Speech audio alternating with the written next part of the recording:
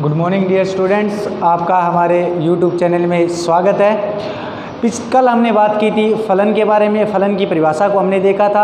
आज हम फलन के प्रकार के बारे में देखेंगे, उसके बाद आगे बात करते हैं। तो देखो, सबसे पहले कल हमने फलन की परिभाषा के बारे में देखा था कि f कोई प्रतिचित्रण समुच्चय a से b में फलन कहलाता है यदि एक नंबर बात है कि a का प्रत्येक अवयव संबंधित होना चाहिए, प्रत्येक अवयव संबंधित हो। और दूसरी बात अपने पास है कि a का प्रत्येक अवयव b के अद्वितीय अवयव से संबंधित हो, अद्वितीय अवयव से संबंधित हो। इसके बारे में मैंने आपको थोड़ा सा बताया था कि जैसे 1 2 3 4 अपने पास यहाँ एक सेट है, इसका नाम है A, दूसरा सेट अपने पास B, यहाँ अपने पास है A B C और D, इस प्रकार से। अब यहाँ एक है, इसकी इमेज ये है A, 2 की इमेज अपने पास C है, 3 की इमेज B है और 4 की इमेज अपने पास D है। तो ये अपने पास एक फलन होगा, क्यों कि यहाँ पर A का प्रत्येक अवयव क्या है, संबंधित है और अद्वितीय अवयव से संबंधित है। यानी कि यहाँ इस अवयव की कोई भी दो इमेज नहीं है। ऐसे नहीं है कि एक का एक बार मान A आ जाए और एक बार A का मान अपने पास B आ जाए। अगर ये कंडीशन होगी तो अपने पास ये फलन नहीं होगा। लेकिन इस कंडीशन में अपने पास ये फलन होगा अगर ये अपने पास एक की केवल एक इमेज है और वो क्या है A, तो ये अपने पास क्या होगा, एक फलन हो गया, अन्यथा ये फलन नहीं होगा। इसी प्रकार हमने बात की थी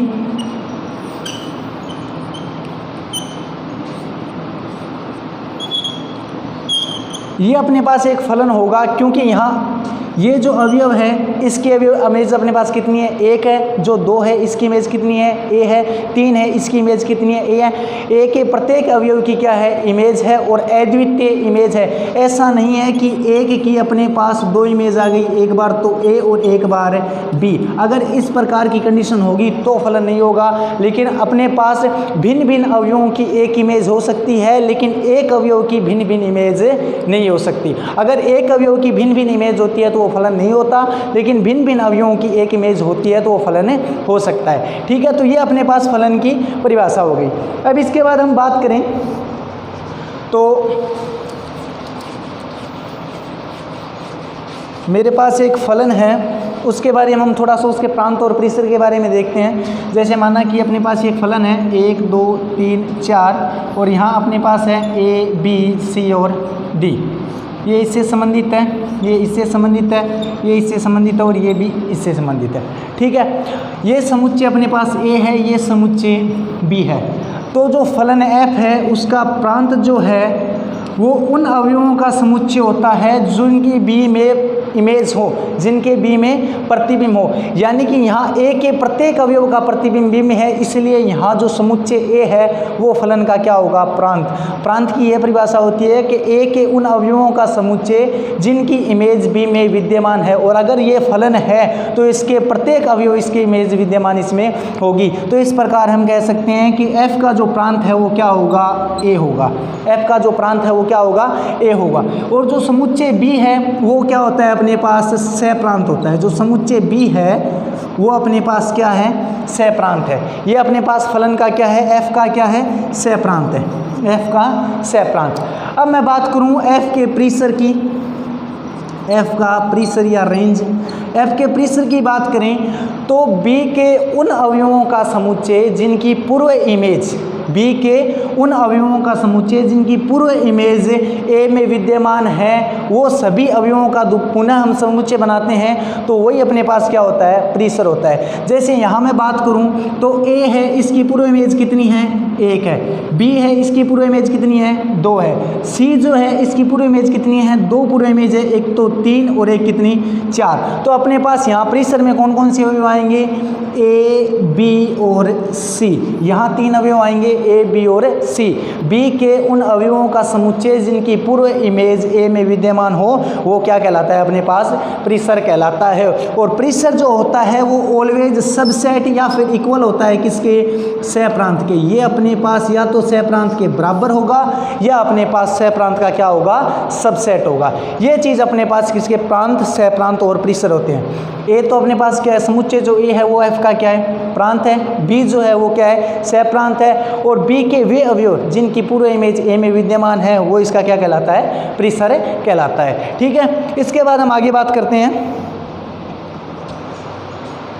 फलन के प्रकार की।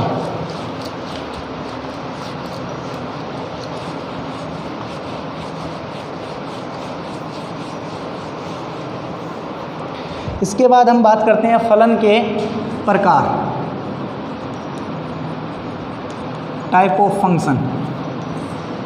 पहला अपने पास है एक एक की फंक्शन या एक एक की फलन, वन वन फंक्शन।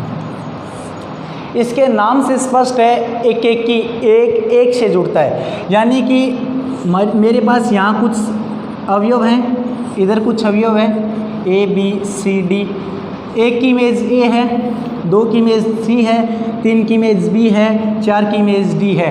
ये अपने पास एक फलन है क्योंकि ए का प्रत्येक अवयव संबंधित है और बी के अद्वितीय अवयव से संबंधित है। और एक चीज़ और देखेंगे हम यहाँ कि यहाँ कोई भी दो इसके अवयव लेंगे, किन्हीं भी दो भिन्न भिन्न अवयवों की बी में भिन्न भिन्न इमेज अपने पास विद्यमान है, तो ये कौन सा फलन होगा अपने पास, एक एक की फलन। एक एक की फलन का आशय है कि प्रत्येक अवयव या भिन्न भिन्न अवयव की भिन्न भिन्न इमेज होती है। अगर मैं इसको x1 मानूं और दूसरे को x2 मानूं, x1 और x2 अपने पास दोनों बराबर नहीं हो, यानी कि दो अलग अलग इमेज मैं लेता हूं या दो भिन्न भिन्न इमेज अगर मैं लेता हूं, तो इसका अर्थ ये होगा अगर ये एक एक ही फलन होगा तो इन दोनों की जो इमेज है वो भी अपने पास क्या आएगी, अलग अलग आएगी। ये अपने पास जो मैंने बोला था उसकी क्या है, गणितीय लैंग्वेज है। अगर हमें किसी भी फलन को एक एक ही सिद्ध करना होगा तो सर्वप्रथम हम क्या करके चलेंगे कि दो अलग अलग अवयव लेके चलेंगे और फिर हम सिद्ध करेंगे कि उन दोनों की इमेज है वो भी क्या आ रही है, अलग अलग आती है, तो वो फलन एक एक ही होगा, अन्यथा वो क्या होगा, बहु एक ही होगा। ये भी हो सकता है या फिर इस प्रकार हो सकता है अपने पास कि मैंने मान लिया कि दो अवयव हैं और दोनों क्या हैं, समान हैं। दो अवयव x1 और x2 दो अवयव समान है। अगर अवयव समान है तो एक अवयव एक ही अवयव से जुड़ेगा क्योंकि इसकी अद्वितीय इमेज होगी। तो इस प्रकार मैं कह सकता हूं कि अगर ये दोनों अवयव समान हैं तो इन दोनों की इमेज भी क्या होगी, समान होगी। अगर आप इनमें से किसी भी एक कंडीशन को संतुष्ट कर देते हो तो आप कहोगे इसमें से या तो ये संतुष्ट करो या फिर ये संतुष्ट करो। अगर इनमें से किसी एक को संतुष्ट करते हो तो हम कह सकते हैं कि वो फलन कौन सा होगा, एक एक ही फलन होगा। एक एक ही फलन होता है, इसमें एक अवयव से ही रिलेटेड होता है। ये कौन सा फलन है, एक एक ही फलन। ठीक है, उसके बाद हम बात करें तो अपने पास आता है 2 नंबर बहुएकी फलन। बहुएकी फलन, many one function, many one function. मान लिया कि यहाँ 1 2 3 4 यहाँ है ए बी सी डी, इस प्रकार से एक की इमेज ए है, दो की इमेज ए है, तीन की इमेज भी ए है और चार की इमेज अपने पास सी है। इस प्रकार से कोई फलन है तो यहाँ देखो अपने पास यहाँ ए के 3 अवयवों की एक ही इमेज है। क्या ये फलन है? सबसे पहले तो बात ये कि क्या ये फलन है? हाँ ये फलन है क्योंकि यहाँ एक प्रत्येक अवयव, ए के प्रत्येक अवयव संबंधित है। और देखो एक की इमेज कितनी है, ए। एक की यहाँ 2 इमेज नहीं है, एक की केवल एक ही इमेज है ए। 2 की कितनी इमेज है, ए। 3 की इमेज कितनी है, यहाँ पर ए है। केवल एक ही इमेज है, ऐसा नहीं है कि एक की कितनी इमेज हो गई, 2। अगर एक की 2 इमेज होती तो फलन नहीं होता। अब ये अपने पास क्या है, फलन है। अब हम देखेंगे कि कौन सा फलन है अगर है तो देखो यहाँ बहुत सारे अवयव है या दो या दो से अधिक अवयव। यहाँ पर कितने अवयव हैं, इसमें 3 अवयव हैं और ये कितने किससे जुड़ रहे हैं, ए से जुड़ रहे हैं। यानी 2 या 2 से अधिक अवयव जब भी एक अवयव से संबंधित हो तो हम क्या कह सकते हैं, ऐसा फलन कौन सा फलन कहलाता है, बहुएकी फलन। या हम इस प्रकार से कह सकते हैं अगर मैं इसकी गणितीय लैंग्वेज लिखना चाहूँ तो गणितीय लैंग्वेज में हम इस प्रकार से कह सकते हैं कि x1 और x2 है वो दोनों भिन्न भिन्न हैं।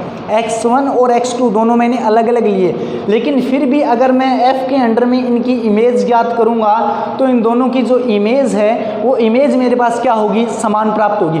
जैसे देखो 1 और 2 ये दोनों बराबर नहीं है, 1 और 2 दोनों ही बराबर नहीं है, लेकिन जैसे ही मैं यहाँ पर फलन ऑपरेट करूँगा तो फलन के तहत 1 है वो किससे जुड़ेगा, a से, और जो 2 है वो भी किससे जुड़ेगा, a से। यहाँ देखो ये भी a है और ये भी a है, इसका अर्थ ये हुआ कि f1 बराबर हो गया किसके, f2 के। अगर ये कंडीशन होती है कि दो अवयव आपस में बराबर नहीं है, दो भिन्न भिन्न अवयव है लेकिन उनकी समान इमेज प्राप्त होती है, तो वो फलन कौन सा होता है, बहुएकी फलन होता है। गणितीय लैंग्वेज में हम इस प्रकार से शो कर सकते हैं। एक ही फलन कौन सा होगा, जिसमें भिन्न भिन्न अवयवों की इमेज भी क्या होगी, भिन्न भिन्न होगी। बहुएकी फलन कौन सा होगा, जिनमें भिन्न भिन्न अवयवों की इमेज क्या होगी, समान होगी। ठीक है, तो ये अपने पास एक की और बहुएकी फलन होंगे।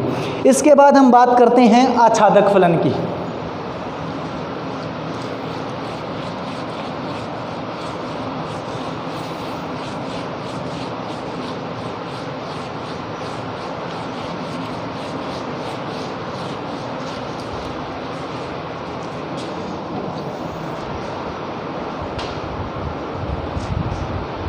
इसके बाद हम बात करते हैं आच्छादक फलन। आच्छादक फलन ऑन टू फंक्शन। मैंने माना कि मेरे पास यहाँ एक समुच्चय A है जिसके अवयव 1 2 3 4 इस प्रकार से हैं। यहाँ एक समुच्चय है A B C इस प्रकार से मान लिया। ये समुच्चय अपने पास क्या है, B है। इसकी इमेज ये है, 2 की इमेज ये है, 3 की इमेज B है और 4 की इमेज C है। ठीक है, अब हम देखें कोई फलन आच्छादक फलन कहलाता है, कोई फलन आच्छादक फलन कहलाता है यदि B के प्रत्येक अवयव की पूर्व इमेज A में विद्यमान हो। B जो है उसके प्रत्येक अवयव की पूर्व इमेज यदि A में विद्यमान होगी तो अपने पास वो कौन सा फलन होगा, आच्छादक फलन होगा। यहाँ हम देखेंगे कि A है उसकी पूर्व इमेज कितनी है, 1 है। B है उसकी पूर्व इमेज कितनी है, अपने पास 2 है, एक तो 2 और एक 3। और C जो है उसकी पूर्व इमेज अपने पास कितनी है, 4 है। यहाँ बताओ कोई ऐसा अवयव है क्या जिसकी पूर्व इमेज A में नहीं है, तो यहाँ पर ऐसा कोई भी अवयव नहीं है जिसकी पूर्व इमेज इसके अंदर नहीं है, तो अपने पास ये कौन सा फलन होगा, आच्छादक फलन होगा। आच्छादक फलन की परिभाषा ये होती है कि सह प्रांत का प्रत्येक अवयव की पूर्व इमेज A में विद्यमान होनी चाहिए। लेकिन इस कंडीशन में अपने पास ये है कि यहाँ पर प्रत्येक अवयव की पूर्व इमेज इसमें अंदर विद्यमान है, इस प्रकार हम कह सकते हैं कि ये कौन सा फलन है, आच्छादक फलन है। अब हम गणितीय लैंग्वेज में या गणित में अगर हम सिद्ध करना चाहेंगे तो इसे किस प्रकार से सिद्ध करेंगे, इसके लिए हम देखेंगे ये मेरे पास इसका सह F जो है, जो फलन है उसका सह प्रांत मेरे पास क्या है, B है। F का सह प्रांत क्या है, B है। और मैं F के परिसर की बात करता हूँ, F का परिसर, तो F का परिसर मेरे पास क्या होगा, यहाँ पर परिसर मैंने बताया था कि B के उन अवयवों का समुच्चय जिनकी पूरे इमेज इसमें विद्यमान हो, तो यहाँ क्या आएगा, A B और C। A B C जो समुच्चय है उसको नाम दिया है B, यानी सह प्रांत और परिसर दोनों क्या होंगे, बराबर होंगे। अगर कोई फलन है अपने पास आच्छादक फलन होगा तो हमारे पास सह प्रांत और परिसर दोनों ही क्या होंगे, अपने पास इक्वल होंगे। अगर सह प्रांत और परिसर इक्वल होता है तो अपने पास वो कौन सा फलन होता है, आच्छादक फलन होता है। गणित में हम इस प्रकार से प्रूफ करेंगे। उसके बाद में हम बात करें आगे तो अपने पास है अंतःक्षेपी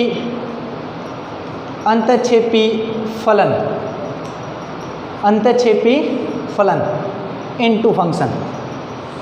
यहाँ मेरे पास कुछ अवयव हैं जैसे 1 2 3 4 A में, और अपने पास इधर हैं A B C D E कुछ इस प्रकार से। इसकी इमेज ये है, इसकी इमेज ये है, इस प्रकार से। ठीक है, यहाँ हम देखेंगे ये फलन है, प्रत्येक अवयव जुड़ रहा है, अद्वितीय अवयव से जुड़ रहा है, तो ये अपने पास फलन तो होगा। यहाँ ये A समुच्चय है, ये समुच्चय B है, क्या बी का प्रत्येक अवयव की पूर्व इमेज ए में विद्यमान है? तो यहाँ अपने पास हम कहेंगे कि डी है वो किसी भी अवयव, डी की पूर्व इमेज ए में विद्यमान नहीं है, क्योंकि डी के साथ कोई भी, ए का कोई भी अवयव डी के साथ संबंधित नहीं है। इस प्रकार डी की कोई भी पूर्व इमेज इसके अंदर नहीं है। और इसी प्रकार ई है, उसकी भी पूर्व इमेज अपने पास इसके अंदर नहीं है। तो ये कौन सा फलन होगा? अपने पास अंतःक्षेपी फलन होगा। यहाँ हम कह सकते हैं कि अगर बी में या जो सह प्रांत है, सह प्रांत के अगर एक भी अवयव की पूर्व इमेज ए में विद्यमान नहीं हो तो ऐसा फलन अपने पास कौन सा फलन कहलाता है? अंतःक्षेपी फलन कहलाता है। अब हमें इसे गणितीय लैंग्वेज में किस प्रकार से व्यक्त करेंगे? तो यहाँ देखो अपने पास अगर ये फलन f है तो f का अपने पास सह प्रांत क्या होगा? b होगा। f का सह प्रांत क्या होगा? अपने पास b होगा। अब हम बात करें कि f का परिसर क्या है? f का परिसर, तो f के परिसर की बात करें तो f का परिसर अपने पास है a, b और c, तीन ही अवयव आएंगे परिसर में, क्योंकि मैंने बताया था आपको कि परिसर क्या होता है? b के उन अवयवों का समुच्चय जिनकी पूर्व इमेज a में विद्यमान हो। तो यहाँ अपने पास केवल a, b और c तीन ही अवयव हैं जिनकी पूर्व इमेज इसके अंदर विद्यमान है। तो f का परिसर अपने पास क्या होगा? a, b और c, यहाँ ये होगा। अब हम बात करें तो ये जो परिसर है f का, ये सह प्रांत का अपने पास क्या है? सबसेट है। तो हम कह सकते हैं कि परिसर जो है वो सबसेट है किसका? सह प्रांत का। सबसेट है किसका? सह प्रांत का। तो इस कंडीशन में अपने पास कोई फलन है, वो कौन सा फलन होगा? अंतःक्षेपी फलन होगा। अगर कोई फलन आच्छादक होगा तो सह प्रांत और परिसर क्या होंगे? बराबर होंगे। और अगर कोई फलन अंतःक्षेपी होगा तो जो परिसर है वो क्या होगा? सबसेट होगा किसका? सह प्रांत का। तो वो अपने पास कौन सा होगा? अंतःक्षेपी फलन होगा। अब हम इन्हें क्या करेंगे? मिक्स करेंगे और इसके बाद हम इनकी बात करेंगे। तो देखो इसके बाद हमें आगे क्या करना है?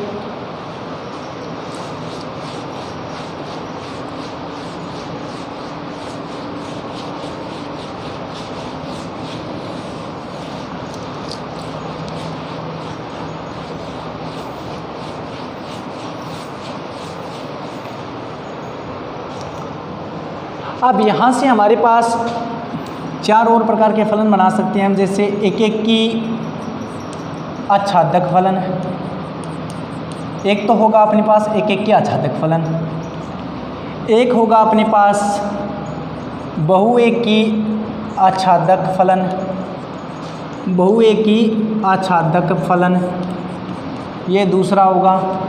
तीसरा फलन अपने पास होगा एक एक की अंतःक्षेपी, एक एक की अंतःक्षेपी फलन। और चौथा अपने पास होगा बहुएकी आच्छादक फलन। जब हमने जो पिछले चार फलनों को पढ़ा था उन्हें इनके साथ मिक्स किया जाए या संयुक्त रूप से देखा जाए तो अपने पास ये चार प्रकार के फलन बनेंगे: एक एक की आच्छादक, बहुएकी आच्छादक, एक एक की अंतःक्षेपी, एक एक की अंतःक्षेपी और बहुएकी अंतःक्षेपी, बहुएकी अंतःक्षेपी। ये चार प्रकार के फलन अपने पास बनेंगे। ठीक है, सबसे पहले मैं कुछ डायग्राम बना रहा हूँ, आप उसमें से बताना मेरे को कि कौन से फलन हैं। ये समुच्चय ए है, ये समुच्चय बी है। ठीक है,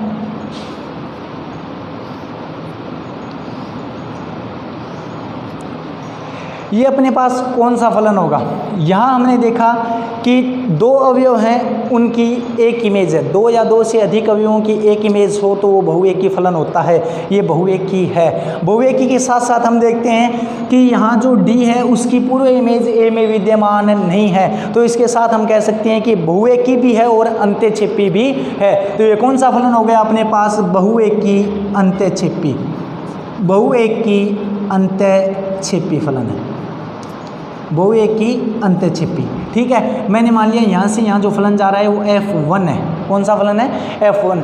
F1 कौन सा फलन है अपने पास? बहुएकी अंतःक्षेपी फलन है।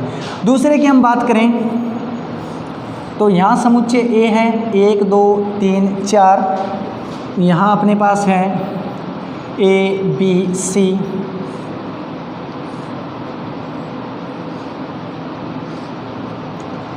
इसके हम बात करें तो ये कौन सा फलन होगा, यहाँ दो अवयव है या दो से अधिक अवयव हो सकते हैं, एक अवयव से संबंधित है तथा बी के प्रत्येक अवयव की पूर्व इमेज इसमें विद्यमान है, तो अपने पास क्या होगा, आच्छादक होगा।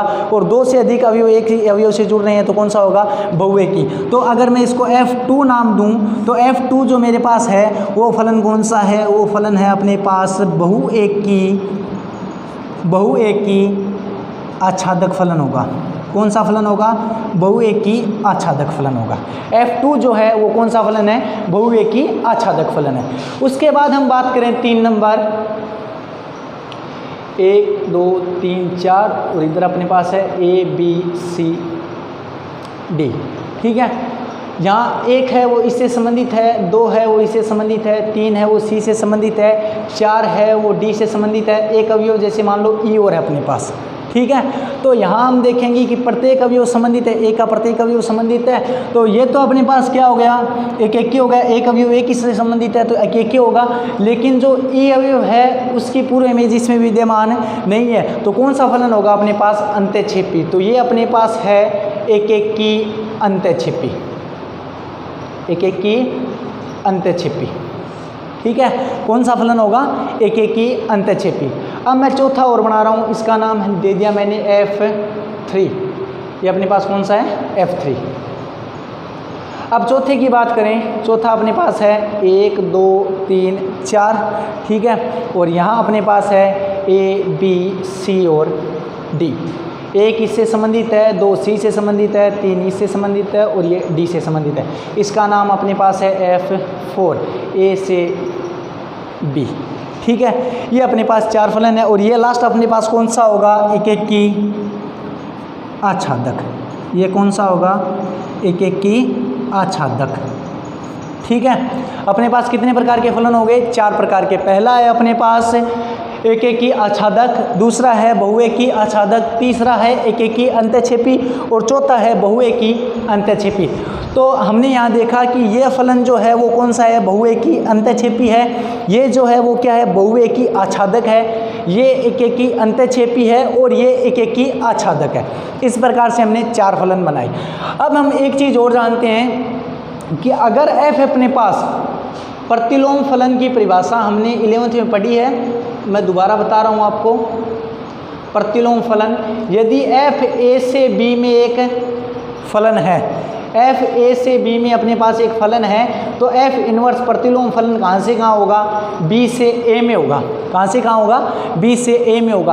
और अगर F इनवर्स को भी हमें फलन बनाना है तो अब बताओ अपने पास B है, ये क्या बन जाएगा, इसका प्रांत। और प्रांत का प्रत्येक अवयव क्या होना चाहिए, अपने पास अद्वितीय अवयव से संबंधित होना चाहिए और प्रत्येक अवयव संबंधित इसका होना चाहिए अपने पास। तो अब हम बात करेंगे कि हम इनका जब भी इनवर्स बनाएंगे तो हम देखते हैं कि इनमें से किस कंडीशन के अंदर अपने पास इनवर्स विद्यमान होगा। अब देखो ये अपने पास F1 था, अगर मैं इसका इनवर्स बनाऊंगा तो अपने पास F1 का इनवर्स अगर हम करें तो ये इस साइड आ जाएगा और इस साइड होगा तो अपने पास ये इस प्रकार से जुड़ेगा, ठीक है। अब मेरे को आप ये बताओ कि क्या F इनवर्स 1 जो है, क्या ये अपने पास एक फलन होगा या प्रतिलोम इसका विद्यमान होगा, क्या F इनवर्स 1 जो है वो भी एक फलन है। अब हम कहेंगे कि ये फलन नहीं है। क्यों नहीं है, कि ये जो B है ये इसके लिए क्या है, प्रांत का काम कर रहा है और प्रांत का प्रत्येक अवयव संबंधित होना चाहिए, जबकि यहाँ जो D है, D किसी से संबंधित नहीं है, या जो D है उसकी कोई भी इमेज इसके अंदर विद्यमान नहीं है। तो यहाँ जो अपने पास F1 का जो इनवर्स है वो विद्यमान नहीं होगा। F1 जो है उसका इनवर्स विद्यमान नहीं होगा। क्यों, कि अपने पास ये जो D है उसकी कोई भी इमेज इसके अंदर विद्यमान है, अर्थात अंत्यक्षेपी जो फलन है उसका इनवर्स विद्यमान नहीं हो सकता, क्योंकि अगर जो अंत्यक्षेपी फलन होगा तो कुछ जो अवयव होंगे उनकी पूरी इमेज इनमें विद्यमान नहीं होंगी। तो यहाँ अपने पास इसकी कोई इमेज नहीं है, तो इस प्रकार हम कह सकते हैं D की कोई इमेज नहीं है, तो इस प्रकार हम कह सकते हैं कि इसका अपने पास इनवर्स विद्यमान नहीं है। तो अर्थात बहुएकी अंत्यक्षेपी फलन का इनवर्स विद्यमान नहीं होता। दूसरे की हम बात करें कि F2 इनवर्स कर दूं तो अपने पास ये इस साइड आएगा और यहाँ ये होगा।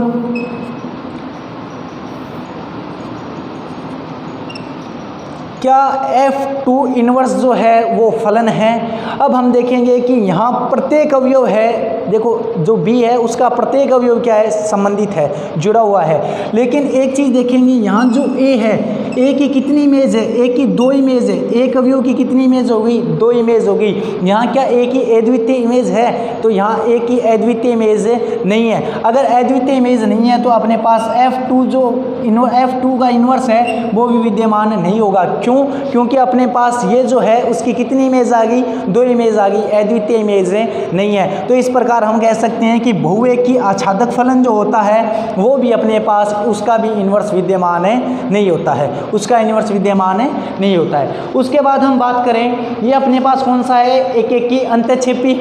एकेकी अंतःक्षेपी की बात करें अपने पास, अगर मैं इसको इधर से इधर कर दूं, इन्वर्स ले लिया हम इसका, तो इन्वर्स की हम बात करेंगे तो अपने पास देखो यहाँ जो ये तो प्रत्येक जुड़ा हुआ है, सिंगल से जुड़ा है, एक एक अवयव है। लेकिन जो ई है उसका कोई भी अपने पास प्रतिबिंब विद्यमान नहीं है, जो ई है उसका कोई भी प्रतिबिंब विद्यमान नहीं है। इसका अर्थ ये हुआ अपने पास कि यहाँ जो बी है उसका प्रत्येक अवयव या प्रांत का प्रत्येक अवयव इमेज नहीं रखता है। इसका अर्थ ये हुआ कि ये अपने पास फलन नहीं होगा, क्योंकि यह फलन की परिभाषा को संतुष्ट नहीं करता है। अब हम बात करें चौथे की, तो चौथा अपने पास कौन सा है, एकेकी आच्छादक फलन है। कौन सा फलन है, एकेकी आच्छादक। अगर मैं इसका इन्वर्स कर दूं तो इस साइड जाएगा अपने पास और ये इस प्रकार से होगा,